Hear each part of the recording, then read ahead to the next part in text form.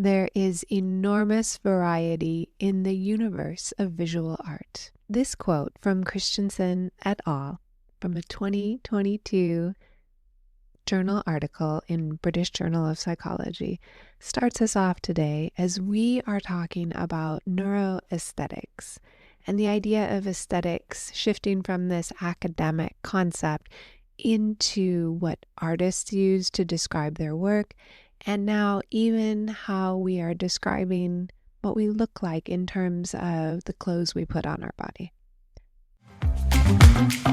Welcome in. I'm so glad you're here on the Modern Creative Woman podcast. There is so much happening in the world and in the United States right now. And I'm going to continue to talk about art because what I understand about art is that it's for healing. And we really are in a space where we need to keep focusing on the healing aspects of our life. I also hope you're following along with the Buddhist monks who are on a peace walk from Texas to Washington, D.C. And this practice is thousands of years old, and it's been used by monks to show compassion when there is not peace around them. I will drop the link to one of the Instagrams that's following them. And I hope that you will follow along with the monks and their dog and be inspired in the same way that I am for people who are willing to continue consistently moving towards what feels important. And it's not different when they reach Washington, D.C. It is the process of walking that makes it so powerful. Today, we will be talking about neuroaesthetics, and it's a cognitive science. I'll get into a little bit of that. And I want you to start to use some of the information from this field of neuropsychology to enhance your life in a really meaningful way and understand how beauty can heal you, art can heal you. So let's get into this. Let's get this started. I remember so clearly my first trip to Paris when I was 19. And it's a snapshot moment in my head of walking down an empty street and suddenly feeling overcome by awe. I felt so keenly aware of the colors of the building and of the sky, and I just stopped right there on the sidewalk to appreciate that moment. For me, it was beauty. And I still carry this snapshot moment in my mind, over 3 decades later. Savoring that moment even brings back the wonder for me. And the concept of wonder and awe is widely studied in the field of positive psychology. And how I experienced it lines up with what the neuropsychological research has reported. I am simply unable to explain exactly why that aesthetic was more important than the rest of the sites or any of the beautiful things that I saw, the River Seine, the Louvre Museum, any of the gardens. All of that is just as glorious. And yet in that moment, I experienced wonder and awe and had this incredible visceral response to the aesthetics that I was experiencing in that moment. If you pause for just a moment and recall a time when you were moved by the beauty of art or dance, film, architecture, or any other aspects of the built, created environment that we are in, it can be an ordinary moment where you felt just transfixed by wonder and awe. And it does not need to be a vacation or a special place. And it can just be a snapshot that you have in your mind. And when you call that image up, savor it for a moment and contemplate, how did that feel? What's the most pleasurable aspect of that moment for you? If in your memory that recall of the aesthetic experience moved you, you were really exploring what some of the cognitive neuroscientists are completely obsessed with. The aesthetic experience that we have, and especially when these aesthetic experiences are involving moments of great pleasure. The concept of aesthetics is a set of principles, and they're focused on the application of beauty, especially in art. And it was largely in the purview of philosophy that we got to understanding aesthetics and the importance of aesthetics, the environment around us, and the beauty that we're observing when looking at a piece of art or architecture. Neuroaesthetics in particular is that branch of cognitive neuroscience that's examining the neural basis of your aesthetic experience. They're focusing on the experiences that give you feelings of great pleasure and how that is processed in your brain. Neuroaesthetics as a field has offered so many interesting studies, and they offer insight into areas such as how beauty influences morality, the built environment, and the concept of wellness. They've also looked at our engagement with art, how aesthetic pleasure differs from other forms of pleasure, such as sex and food. And they've also looked at how beauty influences our behavior. Now, the goal of neuroaesthetics is to understand the brain systems that are underlying the experience of the aesthetic moment and aesthetic choices. And for someone studying neuroaesthetics, they're investigating the brain's response to beauty, art, design, architecture. Now, understanding how our brain responds to beauty has real practical applications. Specifically, it includes insights into the therapeutic use of art, how it heals and soothes and helps us, gives us insight. They're also helping us understand how design and marketing can influence us, which gives us information to be better consumers of products, of social media, of advertising. It really is informing us in how someone might be attempting to manipulate us, and that's really good to know. They're also looking at how architecture can shape our experience of a space, and that's been really practical in terms of where we work, where we study, what schools look like. The architecture of the space we're in has a big impact on our ability to focus and concentrate. Receptive engagement with art is the scientific term for viewing art. Receptive engagement with art. It helps with our mental health to look at art, and it has been shown to alleviate symptoms of depression and anxiety and stress. Looking at art serves as a tool for self-awareness and emotional regulation.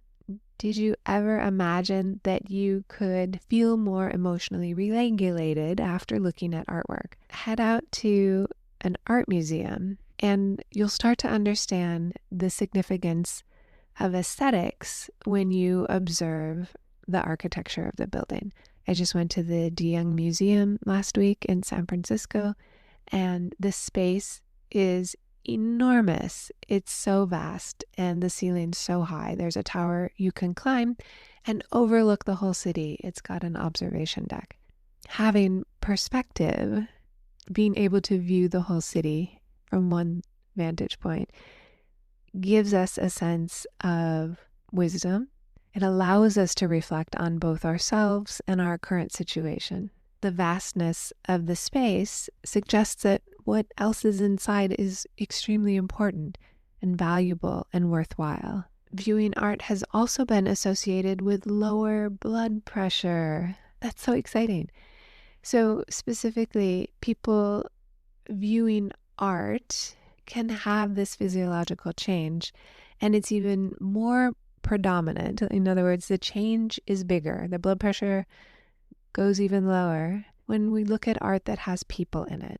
There's something attractive to all of us in seeing faces and figures. And this is consistent with the research around what babies prefer. In test after test, where babies were given the opportunity to look at art, they could look at a picture, and then when they got distracted or bored, they would move their eyes away. And so that's how researchers tallied how long they could be engaged in a piece of art.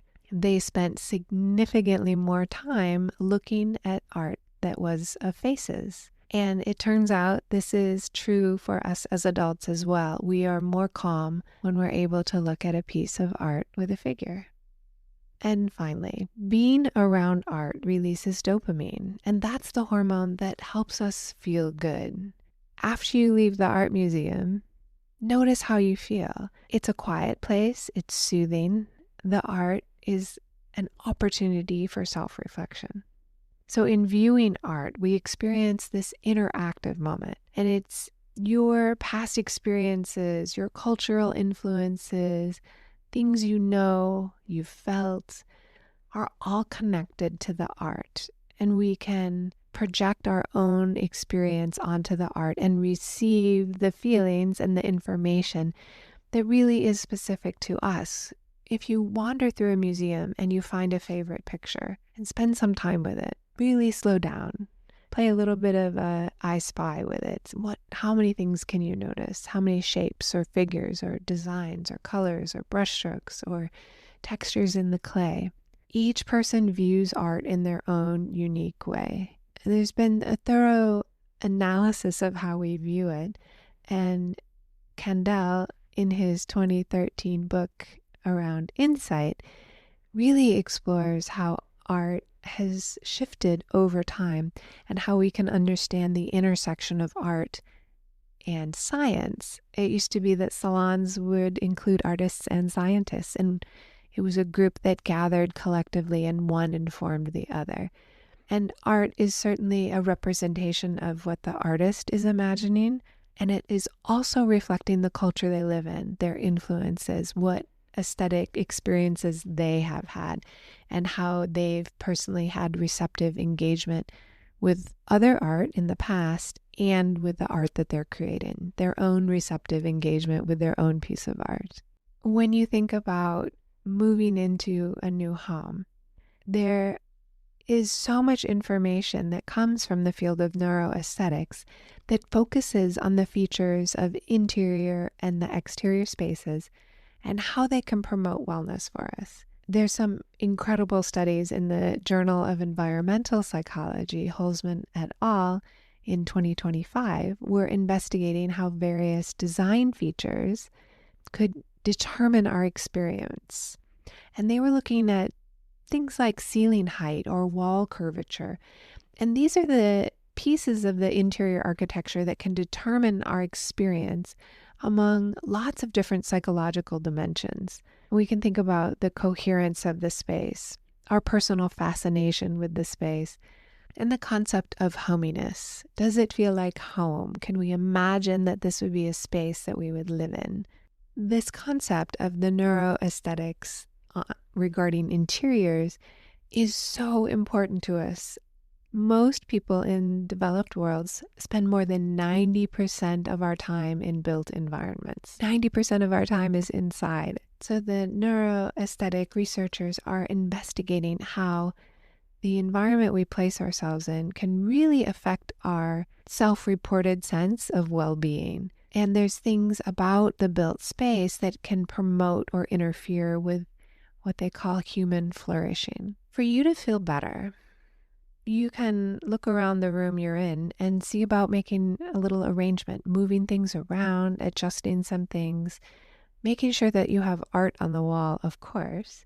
Another thing you can do is go to beautiful spaces. I already mentioned art museums. You can go for a walk and be very curious about the architecture that you see.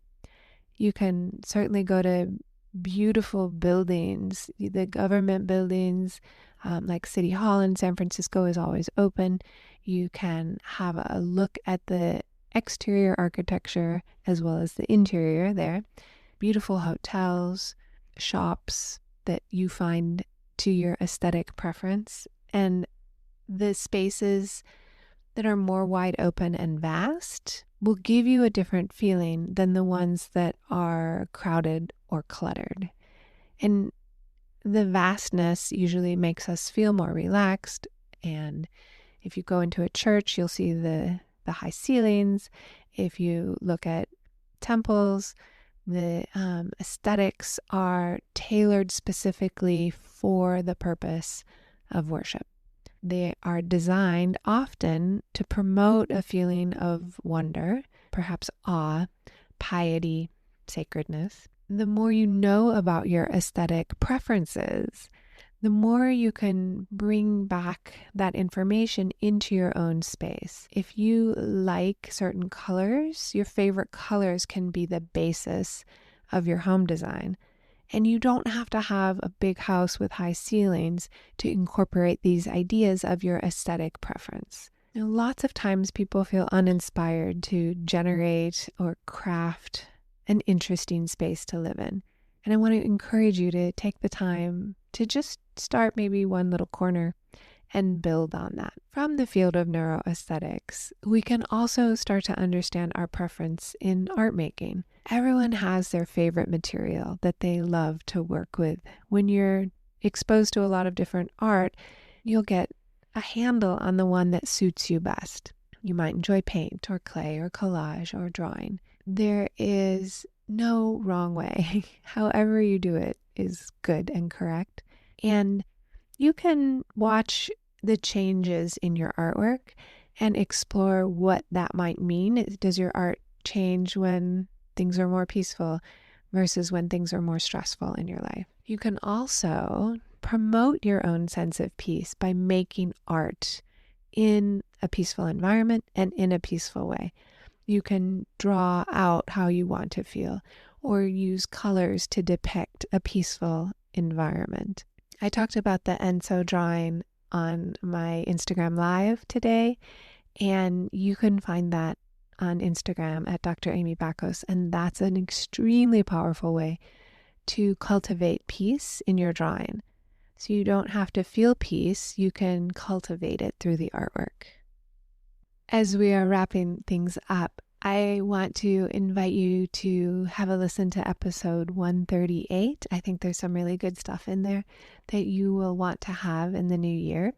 And if you are looking for retreat and respite, the Paris retreat is open. Aurora Davoli and I host every July in Paris a retreat for women to focus on the neuroaesthetics, art therapy, style, slowing down, and figuring out how to be with yourself in a kind, generous, loving way. And the women who have come to our retreats in the past have reported new inspired thoughts long after they've returned home, and these symbiotic relationships that they're able to cultivate after the transformation they experienced in Paris.